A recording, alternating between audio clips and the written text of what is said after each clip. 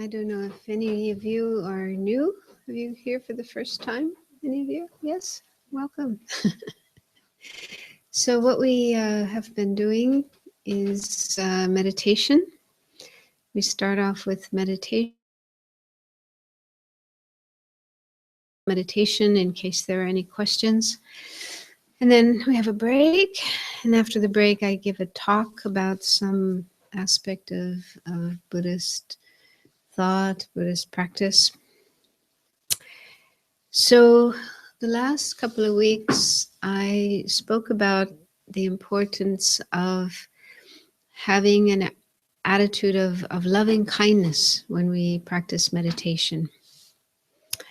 And ideally, we are in a state of mind where we feel open and loving and kind and accepting towards ourselves and towards everyone else. Of course, that's a difficult thing to do, but we try our best to do that because that will make the meditation go better. We'll be more successful in being able to calm down our mind and have some positive experiences in the meditation.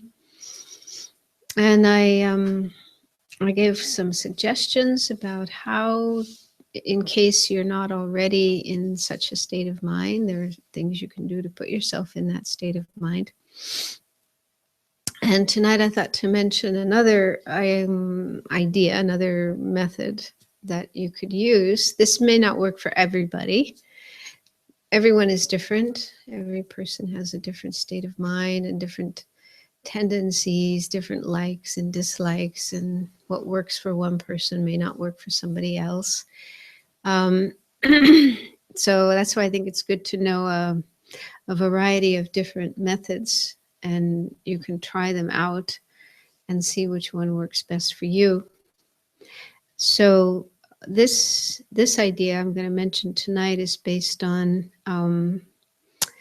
something that my teacher, and the teacher of some of us here, Lama Zopa Rinpoche, has said. He says that that we are never alone, because there are always many, many Buddhas and Bodhisattvas around us all the time, and looking at us, observing us with just total love and compassion and concern and the wish to help us. Yeah. And for me personally, that's something that I find very helpful when I sit down to meditate. Not that I always do it, but sometimes I do it. To just imagine that, even if I'm all alone in my room, I'm not really alone, because, and this is a teaching in Mahayana Buddhism, that there are many, many Buddhas and also Bodhisattvas. Those are beings who are getting close to enlightenment. They're on the way to enlightenment. And these beings, Buddhas and Bodhisattvas, have just total love and compassion, unconditional love and compassion for all living beings everywhere in the universe. They have no anger or hatred, no criticalness or judgmentalness. They're not sitting there looking at us and finding fault with us and feeling annoyed with us. None of that at all. Just totally open and loving and caring, similar to like a mother or a father with their little baby, just totally loving and caring and just ready to help in whatever way they can. So that same kind of love. And so if again, it's up to you if this is helpful for you or not, but if you contemplate that, and then just kind of allow yourself to feel loved, because if and when we are in that kind of situation where we are being loved by somebody else, and allowing ourselves to accept that love and feel loved and feel lovable, then that helps to put us in a state of mind of feeling love.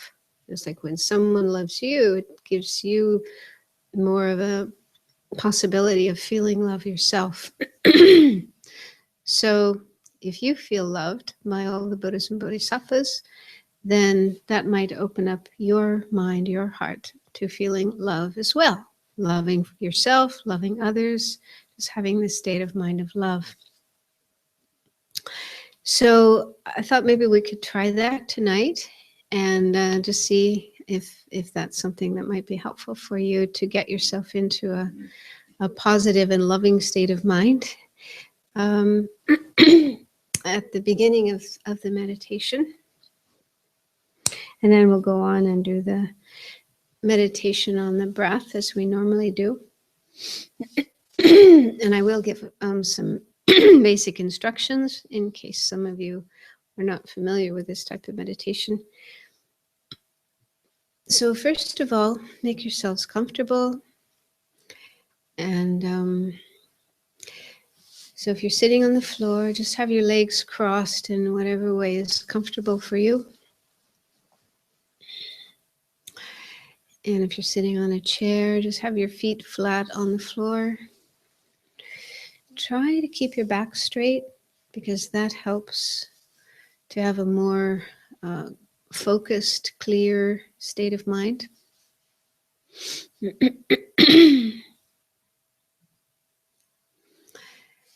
But although we keep our back straight, that shouldn't mean having a tense back or tense shoulders. So let your shoulders drop. Let go of any tension you may have in your shoulders or in your back.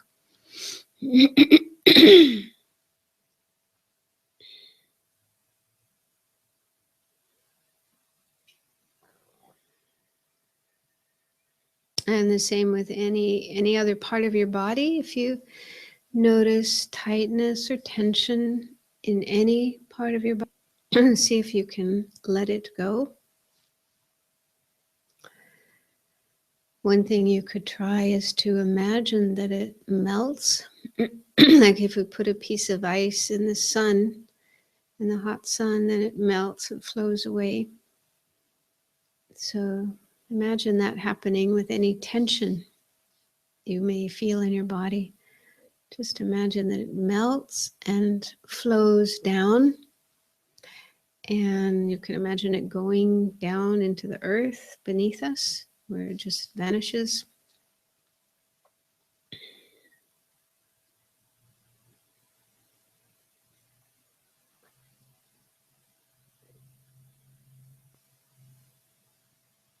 Just let any tension in your body drain away, drain out of your body and disappear into the earth.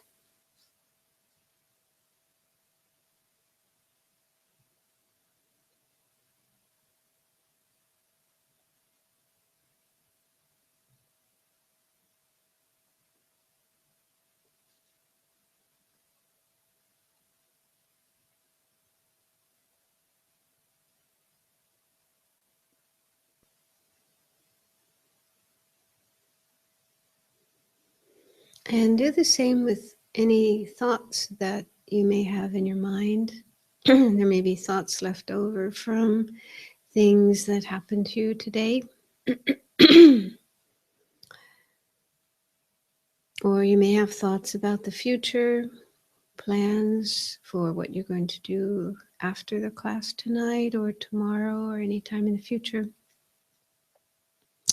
So if there are any thoughts about the past or about the future, see if you can let go of those as well. You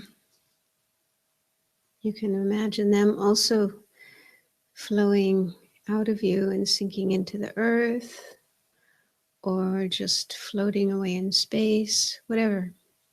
Just let them go, put them aside for now, and try your best to just stay right here in the present place and in the present moment.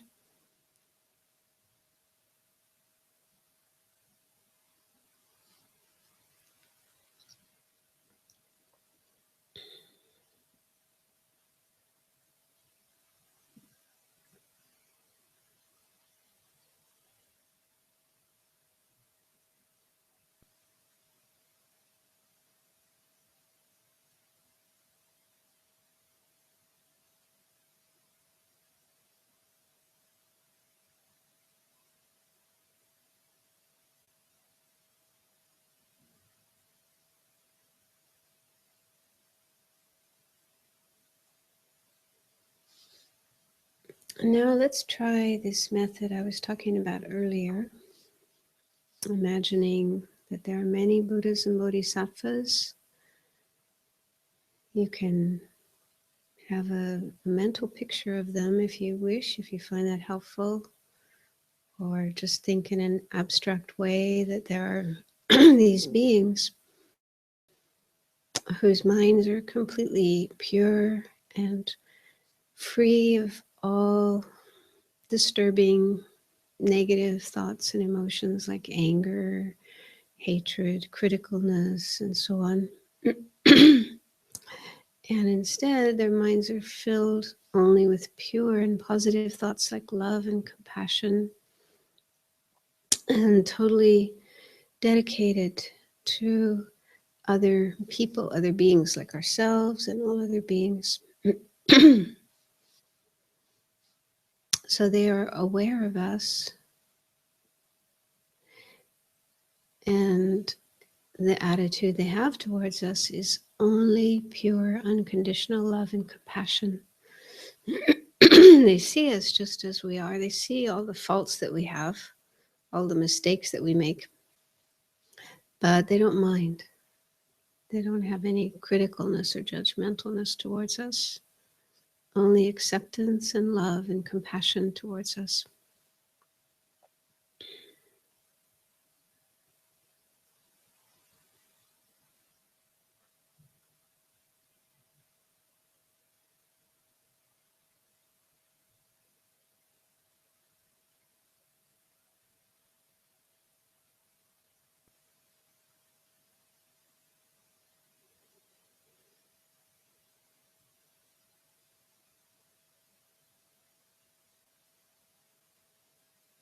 So see if you can accept that you are the object of this pure, unconditional love and compassion of all these beings, the Buddhas and Bodhisattvas.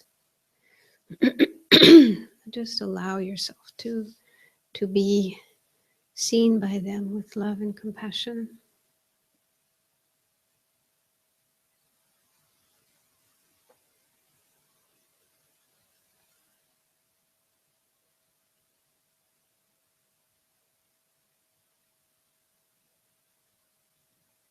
And see if you can get a little bit of that feeling yourself.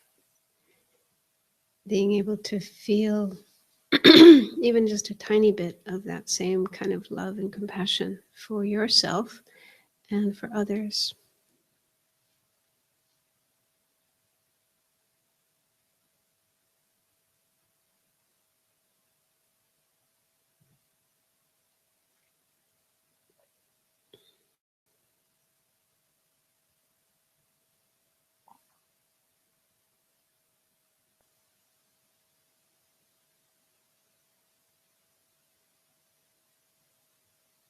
And then see if you can incorporate that feeling into your motivation or your reason for doing meditation.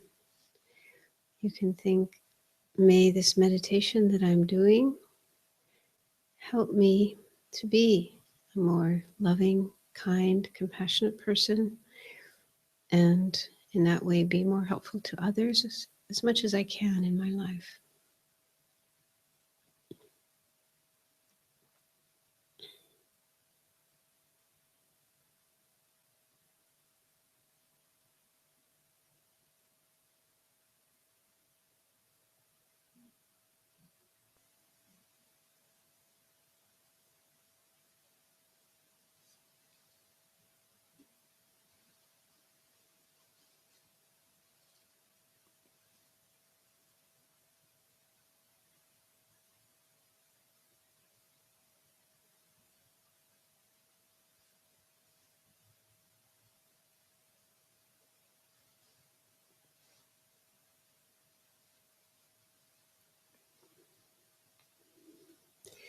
Okay, so now for the main part of the meditation,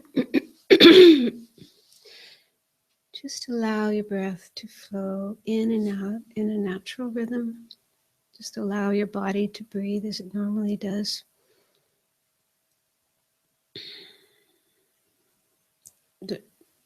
Try not to interfere with your breathing or to control your breathing.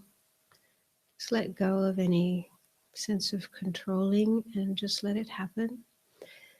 And then with your mind, your awareness focus on the breath coming in and going out. In other words, just be aware. Try to stay with the breath as it's coming in and going out.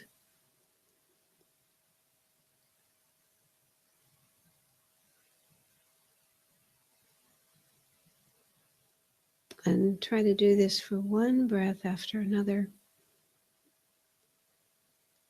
And that will probably be difficult to do. You will find thoughts coming up, other kinds of objects appearing, sounds, feelings in your body, and so forth. But that's normal. We can't really stop that from happening. So just accept those other experiences. But try your best to go back to the breath whenever your mind wanders away. And one thing that's helpful is to think of these other thoughts, memories, other experiences as being like clouds that come and go in the sky. They're not permanent, they're transitory, they come and they go.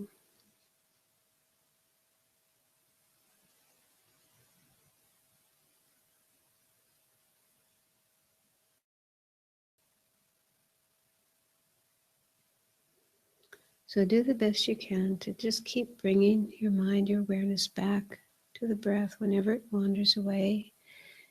And you might find it helpful to count your breaths. You can count up to 5, counting each breath as 1, and then go up to 5 and then start again at 1. Or you can count further if you wish, up to 10 or 20. So sometimes the counting can help us to keep track of our breath, to keep the mind more focused on the breath, so that it's not just wandering all over the place.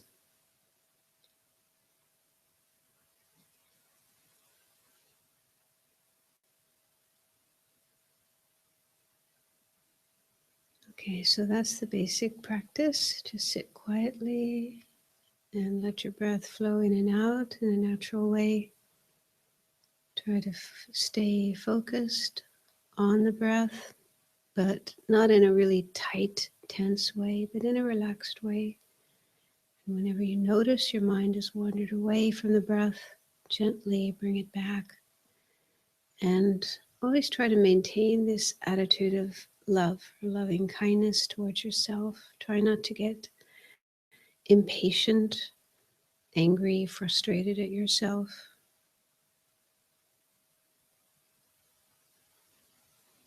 Just patiently bring your mind, your awareness back to the breath whenever it wanders away.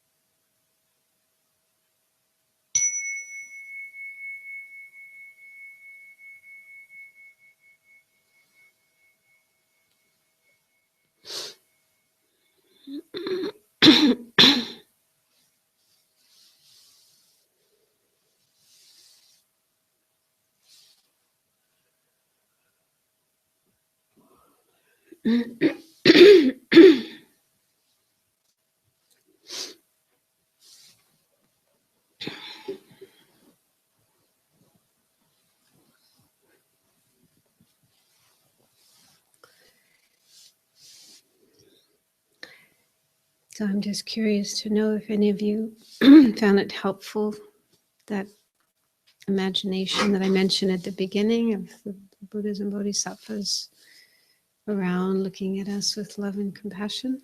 Is that helpful to any of you?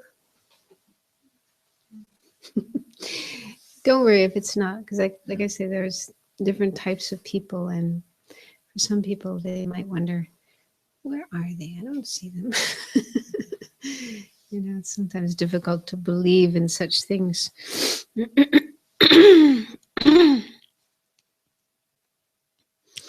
I thought another reason that might be helpful is just to feel a sense of inspiration. Like, why am I doing this? Why am I meditating? It's to to get closer to them, to be more like them, to develop the kind of qualities that they have. So it might infuse your mind with a sense of purpose and a sense of inspiration, and help you keep going in your practice. But like I say, if that doesn't work, you can try other ways, other methods that might work better for you.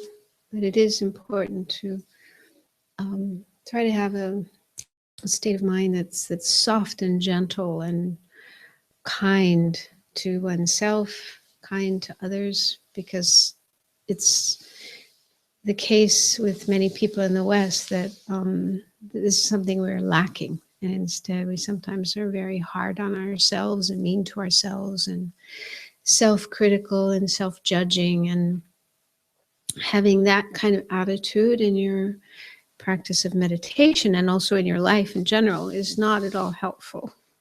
That doesn't do anybody any good. It doesn't help us. It doesn't help anybody else. So, so it is important to find some way of changing that, if that is something present in your mind, and learning to be more kind and gentle and patient with yourself. But of course, that does take time. So it's not something you can just immediately, overnight, or within a few days, be able to do. But slowly over time, something to work on.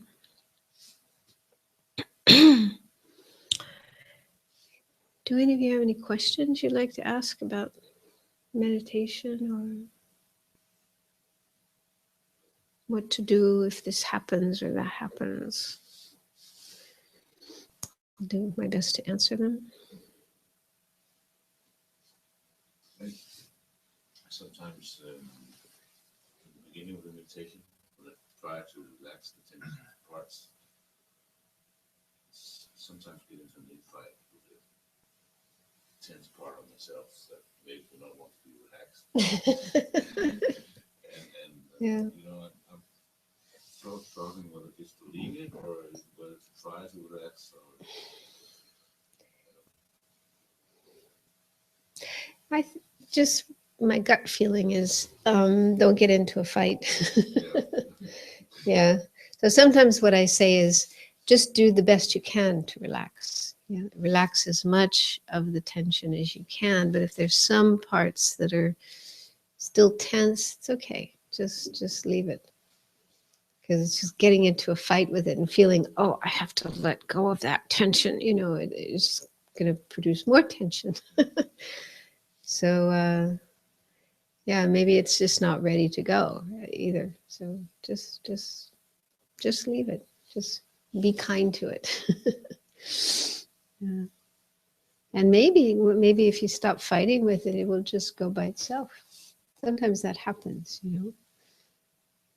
It may not, but it might. So just leave it. Just let it be. And yeah, I don't know. That's just my suggestion. But you You could also experiment with it on your own. You might find some other little trick or tool that could help you to let it go. But sometimes just having an accepting attitude, just an attitude of acceptance, like, okay, you want to be tense, just be. Sometimes that itself is kind of a magical key to being able to just relax and let go. You know what I'm saying? Just needs to be accepted, not rejected, not chased away.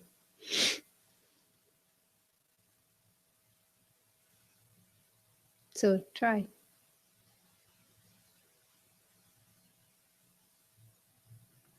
But sometimes maybe before doing meditation, if you're really tense, it could be helpful to do something like some physical activity, yoga or tai chi, or I don't know, there's many different methods like that. Do something to relax first before meditating, rather than sitting down, really tense.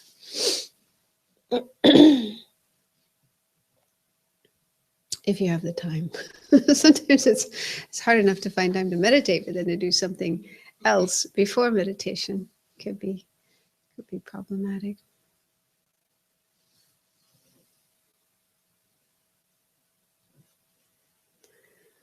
Anyone else? Any other questions? Yeah.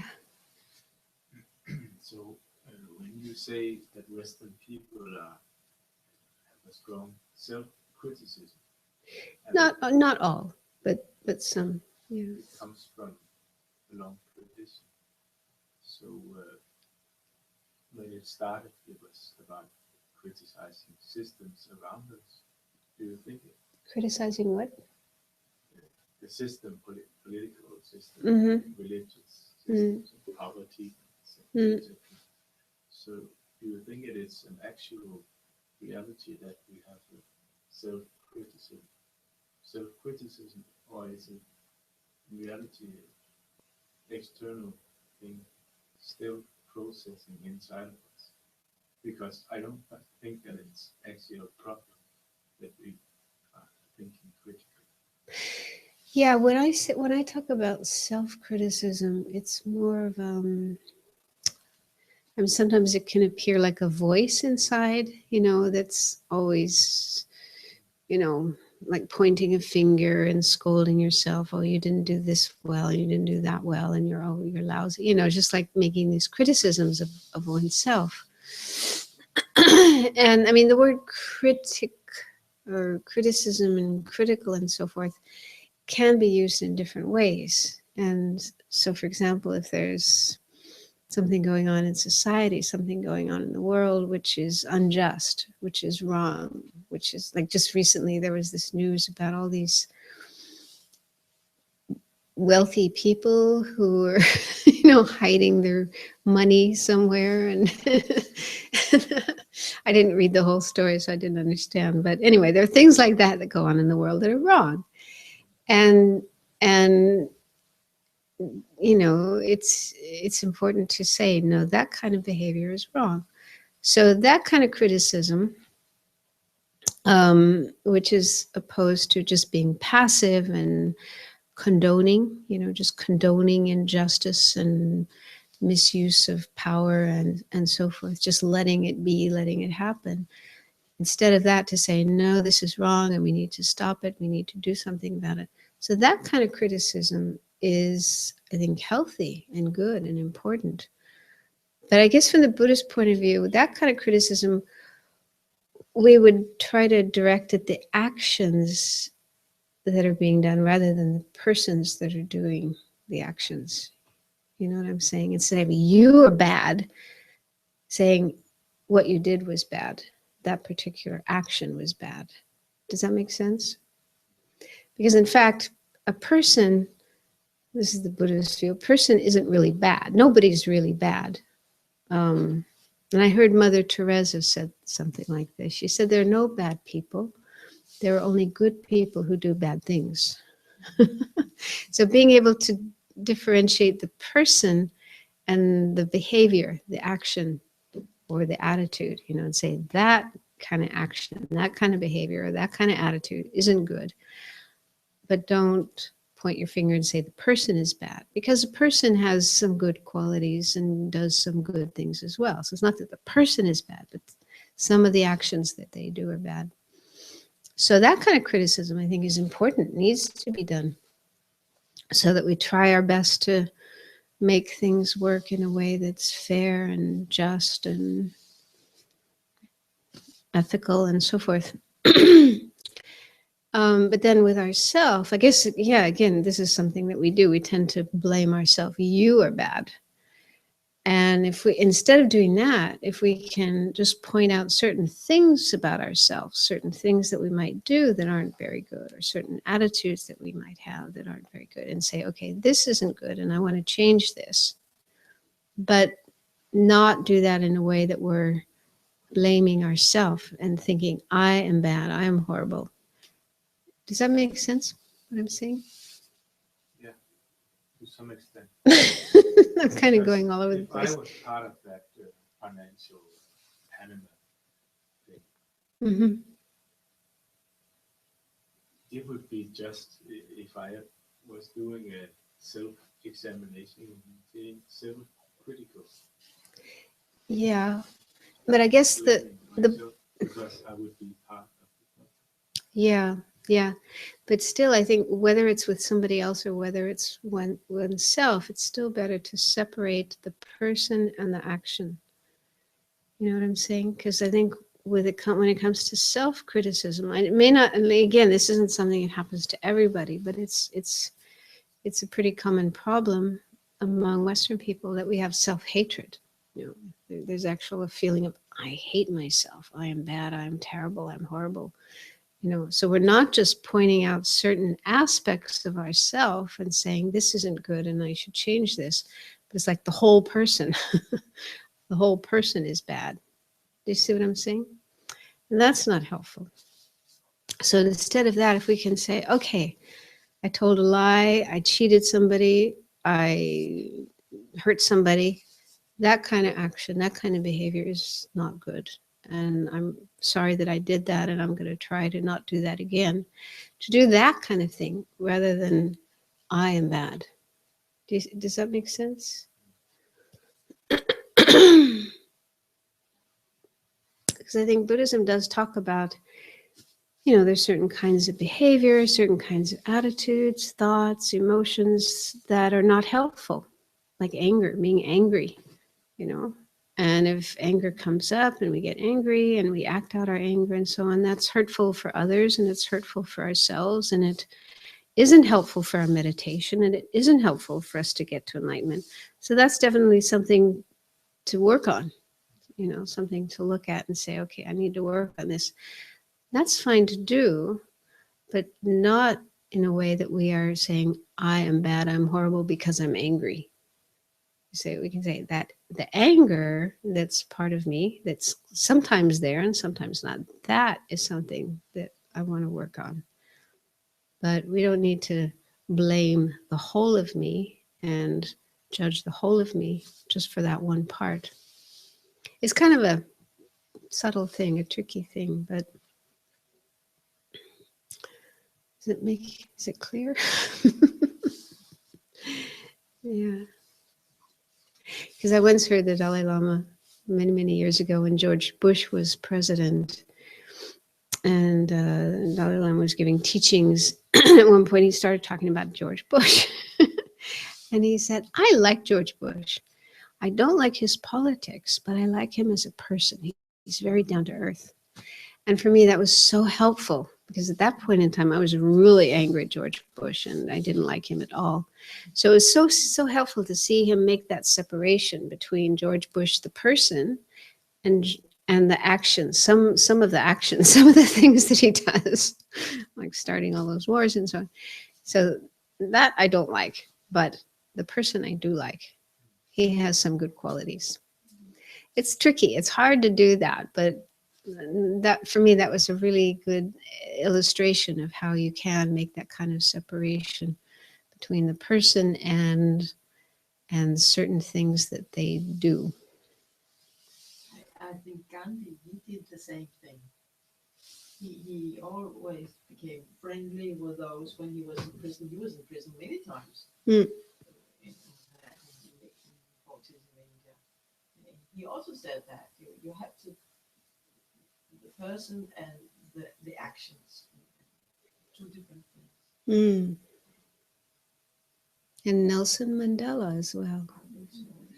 Yeah, yeah. So he was, yeah, even towards these people who put him in prison, you know, all those years and did so many horrible things. But he really wanted to work with them and be friends with them and see the positive side of them and so on. So, yeah, there's lots of good examples of that. Okay, how about if we have a break for about 10 minutes and then come back and do a bit of teaching. And for those of you who are new, there's refreshments upstairs, right? There's tea and coffee and cookies. What would the teaching be about this evening? Well, last week we were looking at the bodhicitta, the mind of wanting to become enlightened to help all living beings. So tonight is the practices of a bodhisattva, the 6 perfections, 6 paramitas. Just briefly looking at them because we don't have time to go into great detail, but yeah.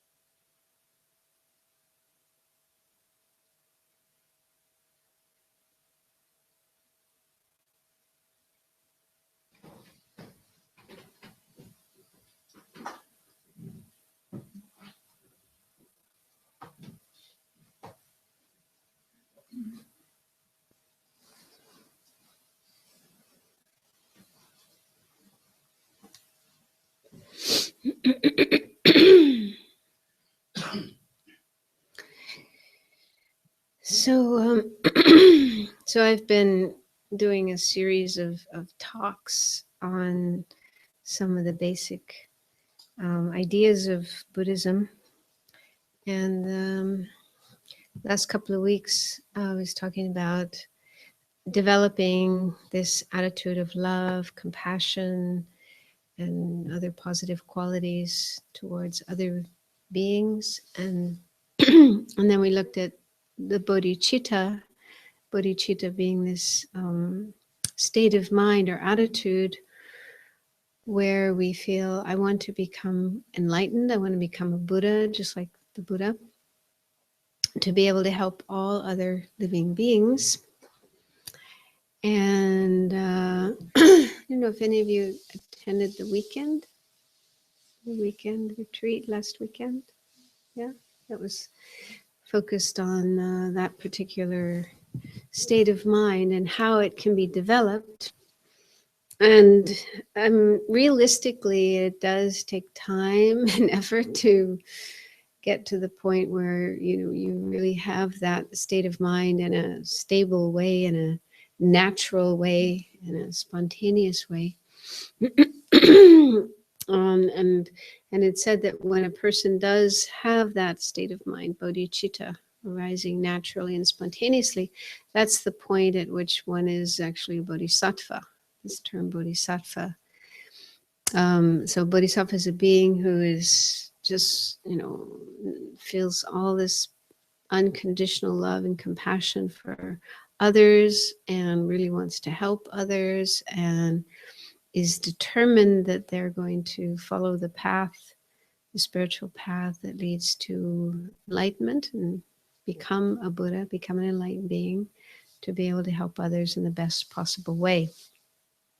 So it said that some people may have this tendency, this altruism arising naturally in them, but others who don't have it shouldn't be discouraged, because it's something we can develop. We all have the potential, we all have the ability to work on ourselves and develop this kind of attitude more and more and more, and eventually it will be there. We will have this natural love and compassion for others, and a wish to help others, and a wish to become enlightened to help others. So it's something possible for all of us. And so don't worry if you think, oh, I'm not like that, and I'm not sure I could ever be that way. It's just a question of time and familiarity. A lot of it has to do with making yourself familiar, making yourself kind of habituated to thinking of others. And the more you do it, the easier it becomes. And also you see how nice it feels. It's such a wonderful feeling, when you can care about others and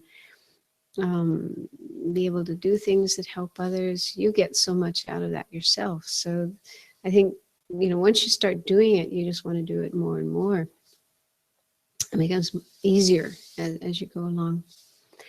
And so it said that, even if, right now we don't really have bodhicitta, but if we just feel inspired by the idea of becoming a bodhisattva and becoming a Buddha, we can start to work on cultivating this attitude in our daily life. For example,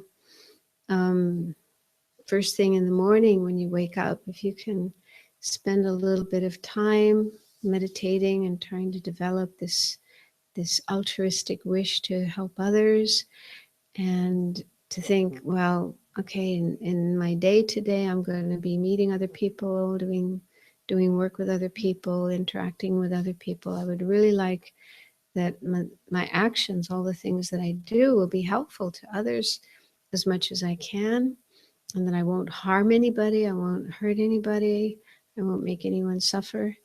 So even if you do something like that, spend a few minutes doing that in the morning, and then really try to do it in your day, even if you make a mistake and you aren't able to fulfill that wish. But even to just try to do that is so good.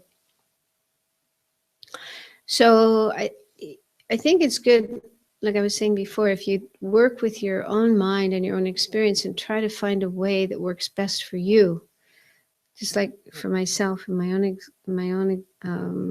case, my own experience, I tried the very traditional ideas and traditional words and prayers and so forth, and didn't feel so right for me. But just thinking about it, I came up with my own way of generating an altruistic intention that felt good for me. It was sort of suited me and appropriate for me and where I was at, and what felt comfortable for me. So I would think, for example, in the morning, I would think, okay, now I have this day and I really want to help other people. I don't want to hurt people. So may everything that I do today be helpful for others as much as possible, not harmful to anyone. And may it also help me get closer to enlightenment. So that was just something that I came up with that, worked for me, and I try to practice that. So I suggest that you could do something like that as well. Just try different ideas, different methods, and find one that suits you, that's comfortable for you, something that would help you to generate more altruism. And so then being able to generate this altruistic attitude of bodhicitta is very wonderful, and very essential to be able to actually progress along the path to enlightenment. But it's only one step, and then we have to do more than that.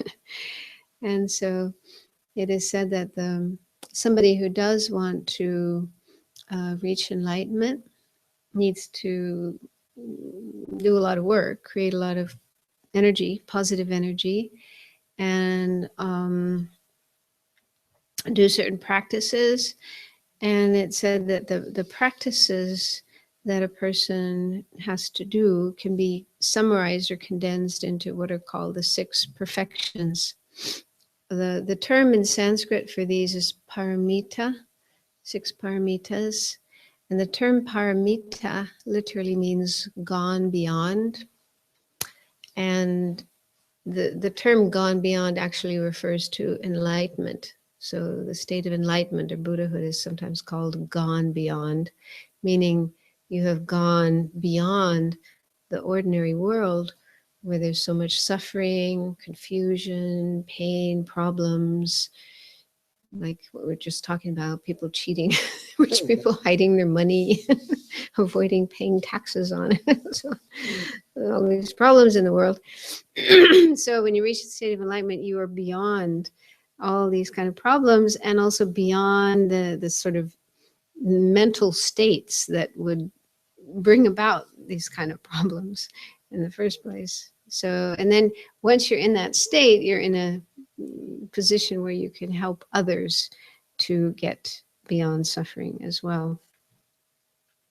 So the idea is we do these 6 practices, and they will lead us to that state that is beyond suffering. So some of you may have heard of these 6 perfections before. Do you remember any of them? Right. Okay, that's the first one. So let's just start with that. Sometimes it's called generosity.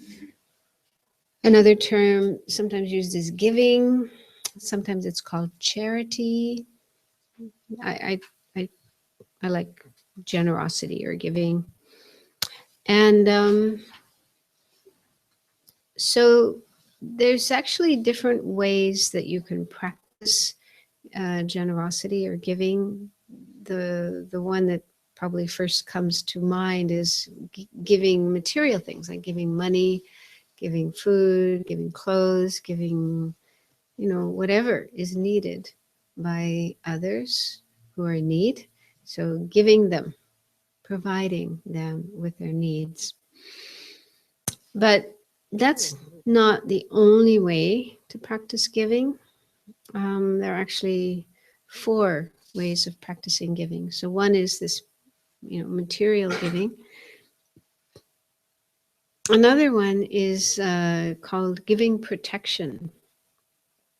Giving protection is when there's a person or a being who's in danger, like in danger of being killed or being harmed. And if you're able to rescue them from harm, as or from fear. Sometimes people may not actually be in danger, but they may be afraid, you know, really, really frightened. So if there's someone in that kind of situation and you approach them and you offer your help in whatever way you can and rescue them or help them, relieve them from this dangerous situation or from the fear that they feel. So that's giving protection.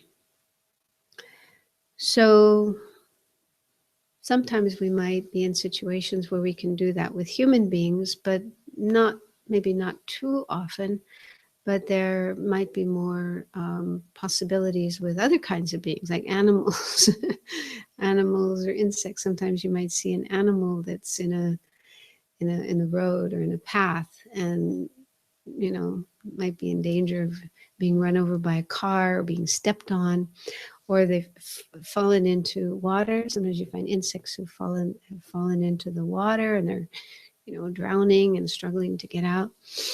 So there's probably more cases like that we might come across where we could rescue a being and save their life, save them from death, save them from fear and so forth.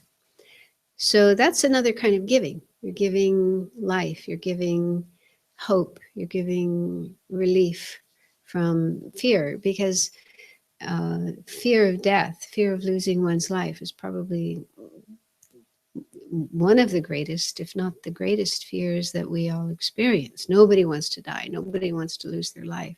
So if you have the opportunity to save a life, then that's giving protection, giving help, giving the best kind of help to another living being. So that's also a practice of giving. And another kind of giving is called giving Dharma. Giving Dharma means, well, the term Dharma is a Sanskrit term, and it's the term that we usually use to refer to the teachings, like the teachings that the Buddha gave. So we talk about learning Dharma, studying Dharma. We also talk about practicing Dharma. That's when we try to put into practice what the Buddha taught. So the term Dharma is used for Buddha's teachings, but it's actually a very general term, because Hindus use the term as well. They talk about Dharma. So it can be understood as spiritual teachings in general. And so the giving of Dharma is to share or teach the Dharma to other people, teaching them about the path to enlightenment, about the practice of meditation, about methods they can use to work on their mind and so forth. So that's another type of giving. But in Buddhism, the Buddhist tradition is such that we don't like knock on people's doors, and stand on street corners and try to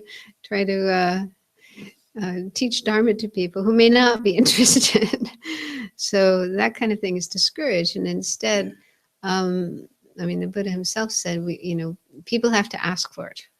They have to be interested, because otherwise, if we try to talk about Dharma to people who are not interested, they might even become negative and be put off and turned off and get upset.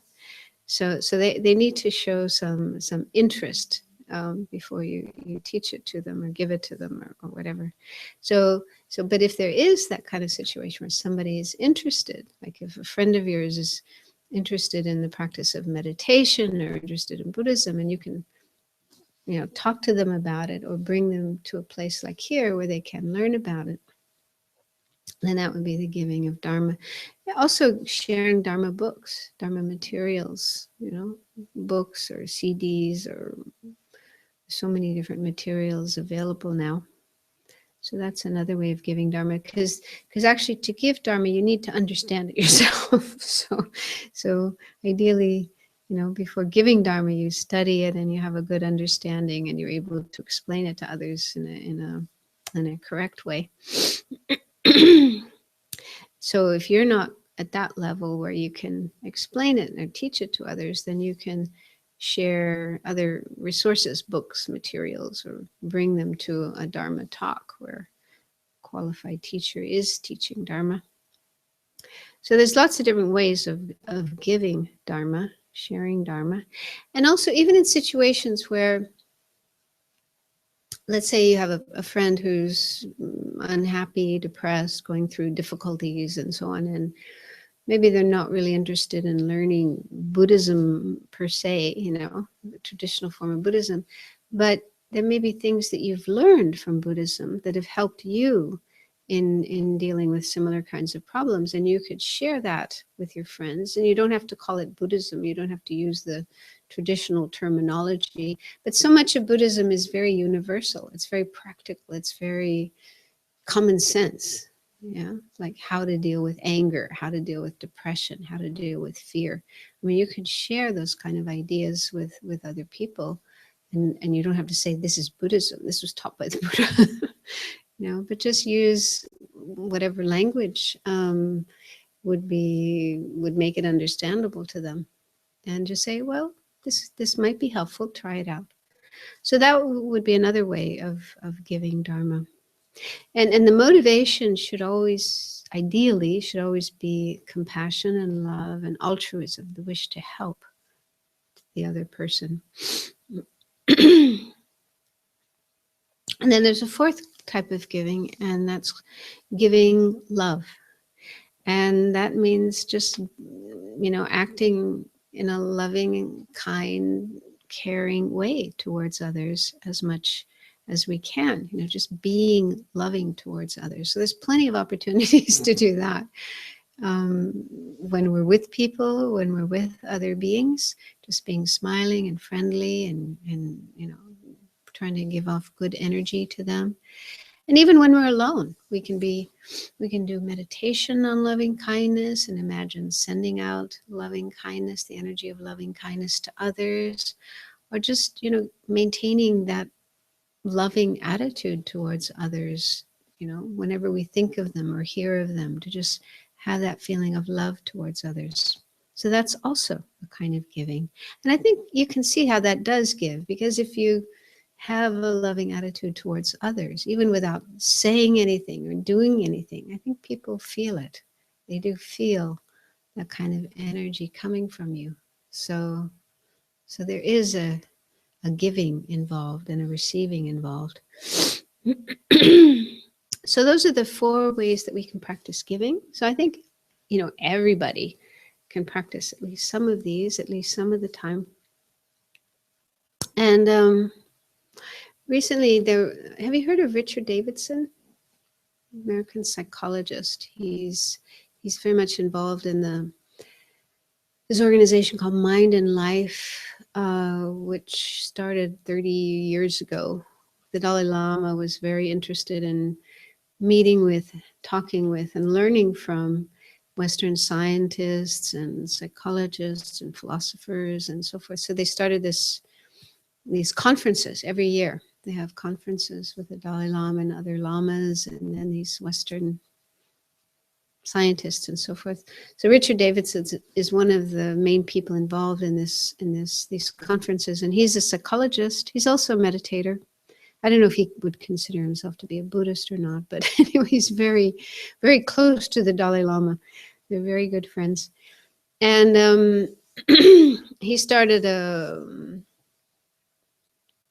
center in Wisconsin where he lives. It's called the Center for Healthy Minds or something like that.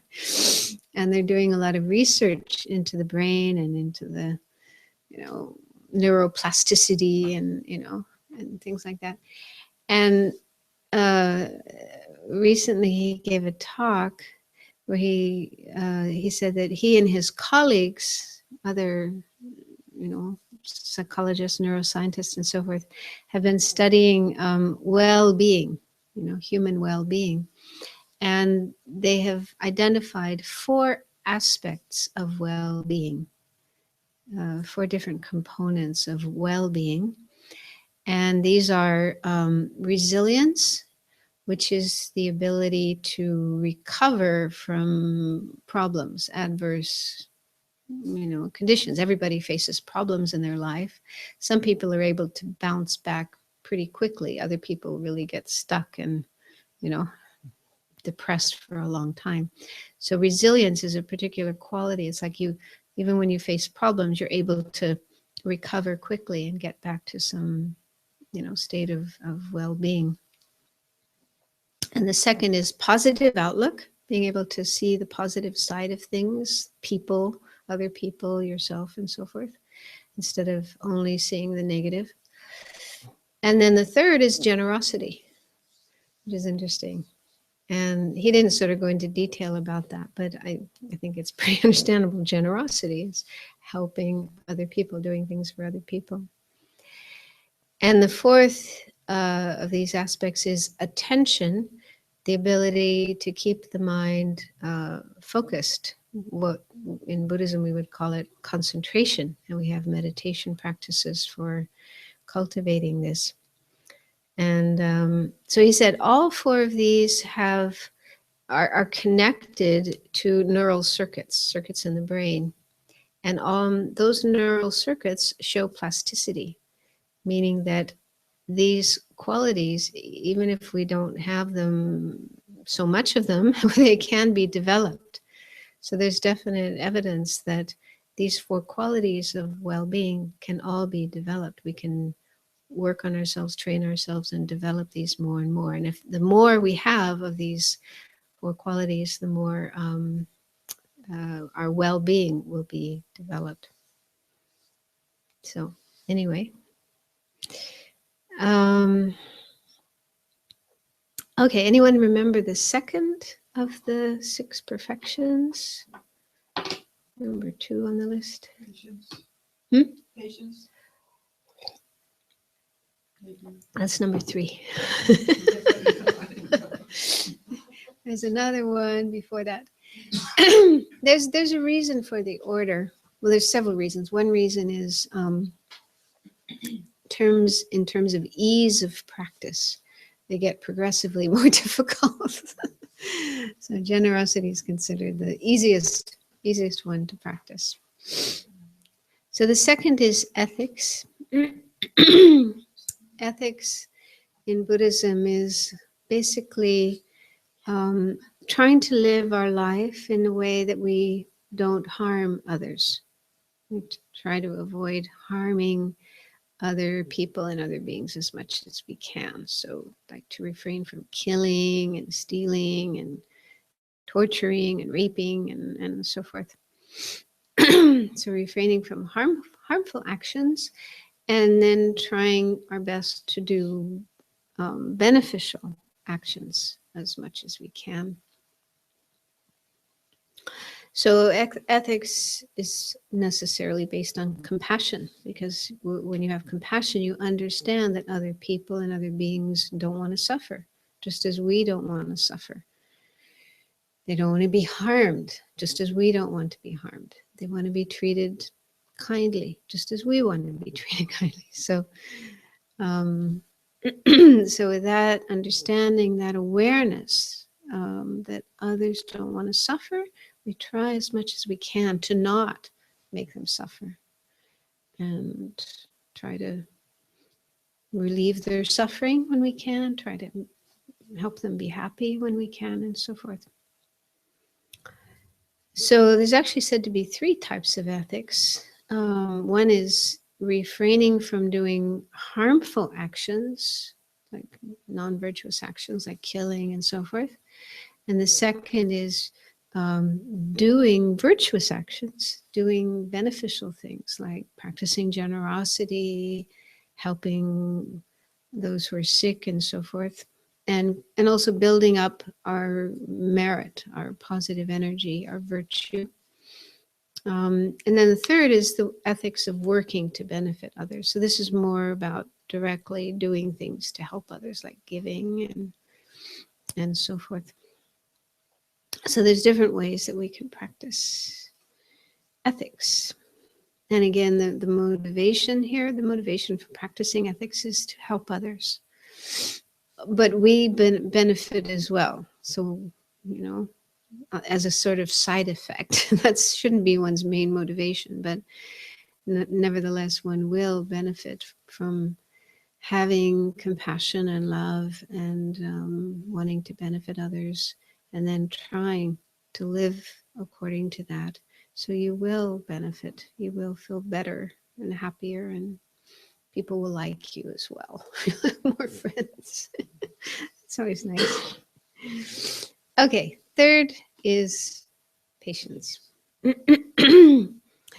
And in a general way, patience is having a calm and positive state of mind that isn't easily upset, but is able to put up with difficulties, you know, without falling apart and getting upset.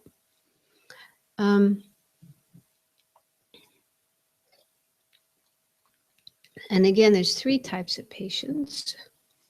One, this is probably the more common understanding of patience, is being able to not get angry and take revenge or retaliate even when somebody treats us badly or harms us.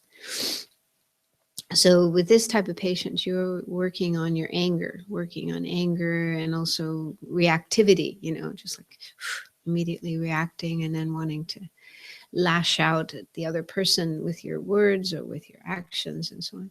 So learning to refrain from that. And it doesn't mean suppression.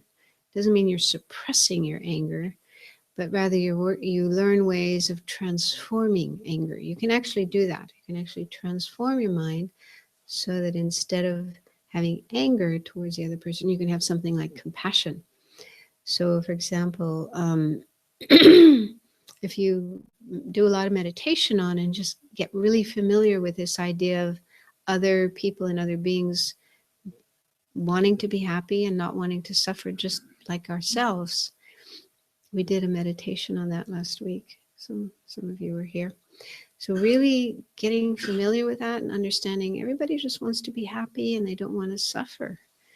And that becomes a good basis for love and for compassion and for caring about others. And then even if somebody gets angry and they start behaving in a kind of unpleasant way, you know, we'll be more likely to not react and instead understand, well, the person's probably just really unhappy and really disturbed and they don't know what they're doing, and, you know, be able to feel compassion for them instead of being angry at them. Because when people behave badly, it's usually because they're suffering. There's something going on inside that, you know, their mind is not happy and peaceful. They're disturbed, they're troubled, they're suffering. So when you understand that, you're more likely to react with compassion towards the person rather than anger, and want to help them, want to do something for them rather than wanting to fight with them. So usually it takes time to meditate on this for quite a while to get to that point where you can have compassion instead of anger towards someone who's behaving badly. But it's a much wiser way of responding, because getting angry and then trying to, you know, kind of get into a conflict with a person will often just make things worse. But of course, this doesn't always work. I mean, you also have to have a good toolkit of different methods because sometimes you do have to be tough. You do have to be kind of strong and tough. And being patient, this is one thing we have to understand. Being patient doesn't mean you let people walk all over you and beat you up and treat you badly. It doesn't mean you just, you know, sit back and let people behave that way. You can be very, very strong and very firm and say, no, I'm not going to let you do that. But the point is how you feel inside. You know? So ideally, the ideal thing would be to be firm on the outside, but soft and gentle on the inside. Like you have compassion for this person, you want to help this person, but you're not going to let them get away with harmful behavior. Does that make sense? I mean, it's a tricky thing to do, but sometimes people misunderstand patience. They think patience means just being soft and gentle all the time and letting people do all kinds of harmful things. It doesn't mean that. It doesn't mean that. So it's more about how we feel inside, our inner attitude towards others. And then the second type of patience is being able to put up with difficult situations and not get overly upset about them. So this sounds like resilience, what Richie Davidson mentioned. This ability to not be totally overwhelmed when we have problems and adverse conditions in our life. But of course, we'll probably feel sad and upset and unhappy and troubled for a while, but being able to recover from that quickly rather than, getting stuck in that and depressed and despair and so forth. And he said that this is something we can develop with mindfulness. With the practice of mindfulness, it is possible to develop this ability to recover from difficulties. But also in the Buddhist teachings, there are, again, many methods for dealing with suffering, seeing the positive side of suffering. Like this very nice book of Thich Nhat Hanh's called No Mud, No Lotus, which is it's all about how to transform suffering, how to transform problems. And the meaning of the title is that without mud, you won't have a lotus. You won't have this beautiful lotus flower. And the lotus flower is often used as a symbol of enlightenment, because it's said that an enlightened person, like the Buddha, arises within the world. They're first in the world, in all the murk and the mud and the dirt, the yucky stuff of the world, but they are able to rise above that and have this very, very pure state of mind, like a lotus flower. So they say, in order to reach enlightenment, we have to be in the world. We have to go through the mud and the muck and the problems of the world, but learn how to rise out of that and above that and be free of that. So the idea is that if you don't have mud, if you don't have the problems of life, you won't be able to rise out of them and reach the state of enlightenment. So it's a question of learning how to do that. And I don't have time to go into that here, but there are lots of methods for how to work with problems and even transform them and use them and make them part of our path, part of our attainment of enlightenment.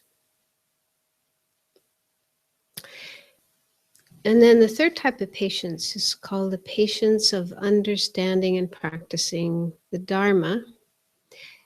Although in a recent book by the Dalai Lama called Beyond Religion, he explains this in a little different way. He says, contemplating reality. So instead of Dharma, he uses the word reality. Contemplating reality. And he gives examples such as impermanence, just meditating on impermanence.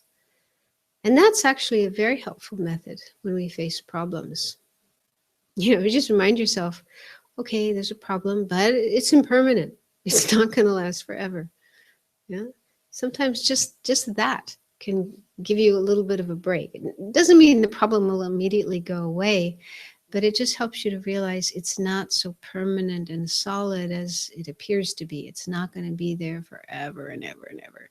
So it makes the problem seem a little bit less solid, a little bit more light, fluid, flexible. And that itself can give you some relief. So contemplating impermanence is a very, very helpful thing for dealing with all kinds of problems and difficult situations. Okay, the fourth of the 6 perfections. Does anyone remember? Effort. Hmm? Effort. Effort, yeah. I like to call it joyous effort because effort sometimes sounds like hard work, but joyous effort, because that's actually how this one is described. It's explained as taking delight, feeling happy, feeling joyful about practicing and about helping others and about creating virtue and so forth. So it's like you engage in the path, whatever practices you have to do, to follow the path to reach enlightenment, to help others. You do it joyfully, not like hard work. Oh, I have to do this, but I don't really want to. So it's the ability to be joyful about, and also not getting tired easily, not giving up easily, but like the Dalai Lama, like Lama Zopa. You can see this in our teachers, they have so much joy. They just can go on and on and on and on for hours and hours and hours. We get exhausted, but they don't. They have this endless energy. And that's said to be the opposite of laziness. So, and then the 5th one, concentration. Yeah. So this is again, this is like in Richie's list. One of his points was attention, meaning being able to keep our mind focused, attentive, concentrated, focused on whatever we decide to focus it on. And that's a very important quality for following the spiritual path. We have to be able to stay focused and not have our mind and our energy just scattered everywhere. And so one way of doing that, of course, is the practice of meditation, developing the ability to stay focused on an object such as the breath or whatever object you choose, and just training the mind to stay with that object for longer and longer and longer periods of time. So there's a whole explanation on how to do that. We don't have time to go into that here, but it's there in the teachings. And so this is one of the practices a bodhisattva needs to do. And then the 6th perfection. Yet, you know them all. Good. So wisdom, as you can see, they're like I said, they're progressively more and more difficult. So wisdom is the last because it's the most difficult one. Wisdom in general means developing the correct view, the correct understanding of things, how things really are, how things really exist. Because it said that our basic problem is ignorance. We don't see things as they are. We don't see how things really exist. So we're as if asleep and dreaming and seeing things, they seem to be real and true. But in fact, the way we normally see things isn't correct. We see things in a kind of distorted way, in a mistaken way. And that's our basic problem. Not seeing the true nature of things. So seeing things in this mistaken way, and then we get all emotional. We get all upset about things we don't like. We get all excited and attached and grasping about things that we find attractive and likable. And then we just get into all these complicated webs of problems and behavior, unwise, unskillful behavior. We create karma, and then we just get ourselves stuck in this situation of being unenlightened. And so it's all rooted in ignorance, not seeing the true nature of things. And so the thing that overcomes ignorance, the antidote to ignorance, is wisdom. Wisdom that sees the true nature of things. And it's very, very important to be able to free ourselves from suffering and be able to help others be free of suffering. But it's also very difficult. But slowly, the more we try to study and learn and think about and meditate on the teachings that explain the true nature of things, which normally it's called emptiness. Emptiness, sometimes it's called selflessness. And so just making effort to learn about and understand that whatever little steps we take in that direction will help us gradually get more and more understanding. Again, also impermanence. Impermanence is part of wisdom. And, you know, we also talk about wisdom understanding impermanence. And impermanence isn't too difficult to understand, because even from studying science, especially physics, quantum physics, not that I understand that very much, but you know, the fact that everything, like all the material things in the world, are made of these tiny particles. They're constantly changing, moving. They don't stay the same from one moment to the next.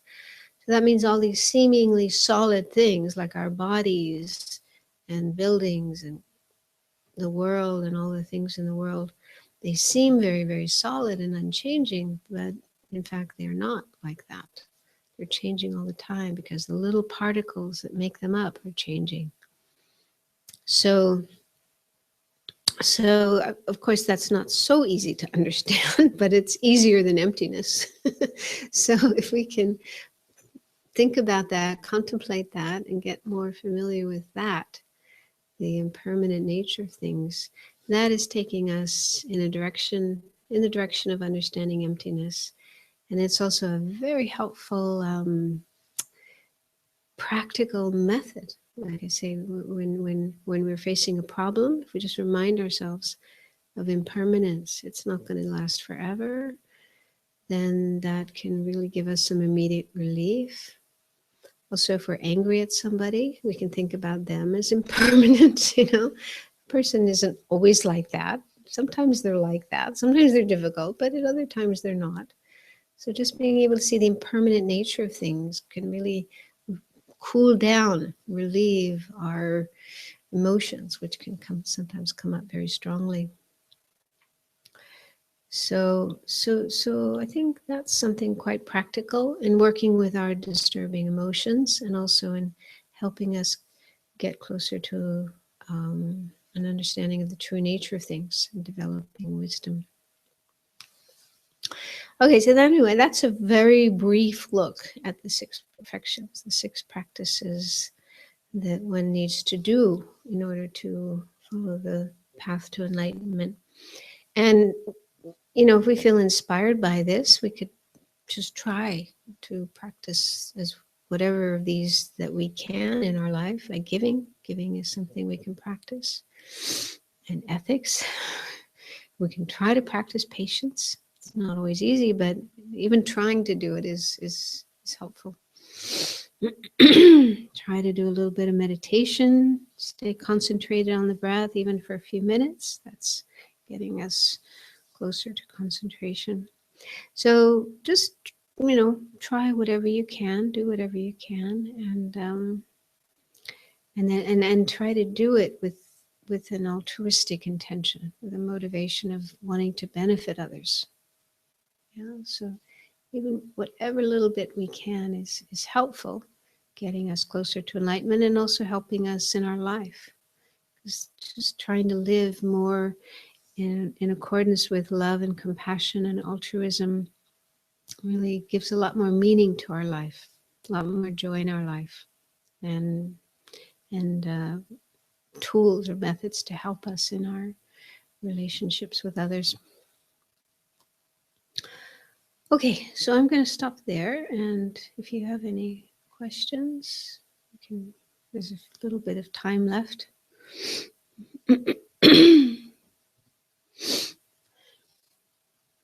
Is this the first time for some of you to hear about these 6 perfections? Yeah. So it's a lot of information. Sorry, but yeah.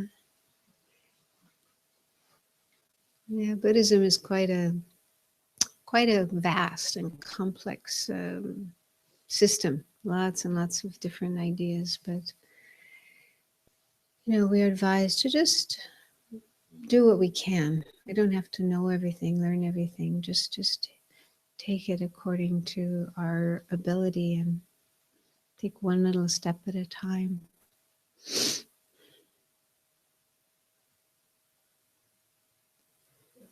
I think that's a good part of it, that it is so rich. The more you learn, the richer it gets. There's so much to learn, and it's so helpful. So it's not like, okay, we have one spring and then we know it all. It's not like that. So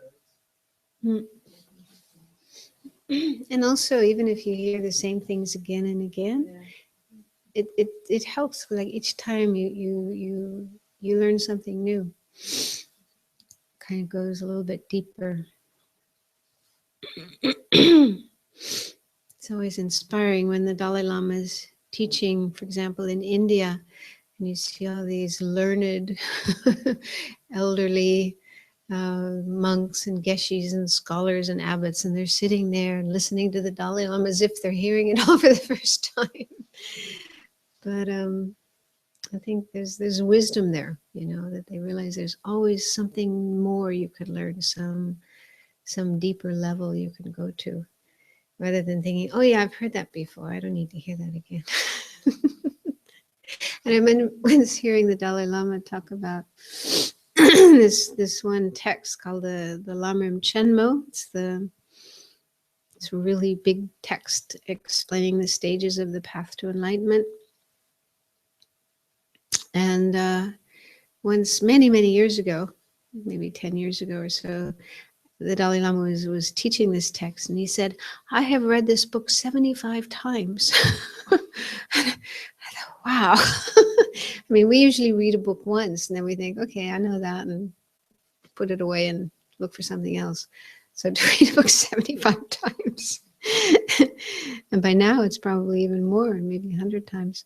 So so that just shows, each time you read something, these kind of books. I mean, I wouldn't want to read Gone with the Wind 75 times, but books of wisdom, you learn something new each time.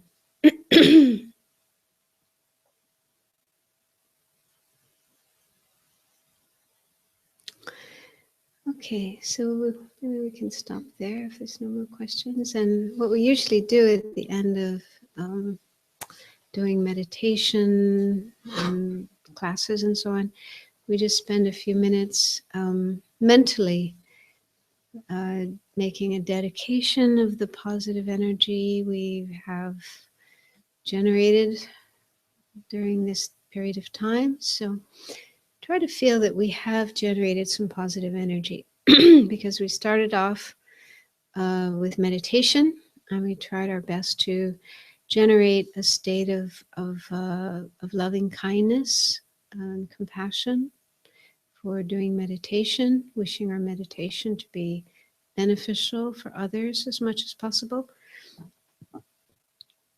So just doing that is something very, very positive. We create a lot of positive energy. And then looking at this teaching of the 6 perfections, condensing the path of the bodhisattva, somebody who wants to reach enlightenment. So even just hearing about these, we probably feel some positive thoughts and maybe some aspiration to try to practice these and be like this in our life. So whatever little bit of positive thoughts, feelings, experiences, and energies that we've created here tonight, let's mentally share this with others, with other people, other beings, with the whole world, if you're comfortable thinking that way. May this help bring about more peace, more happiness, more positive thoughts and feelings in the minds of people, so that they stop doing things that are harmful or unfair or unjust or illegal or unethical, and instead try to put their energies into things that are really beneficial for others and for the world. So may this positive energy we've created here tonight bring about greater peace and happiness and less suffering and the causes of suffering in the world, and help bring all of us closer to enlightenment.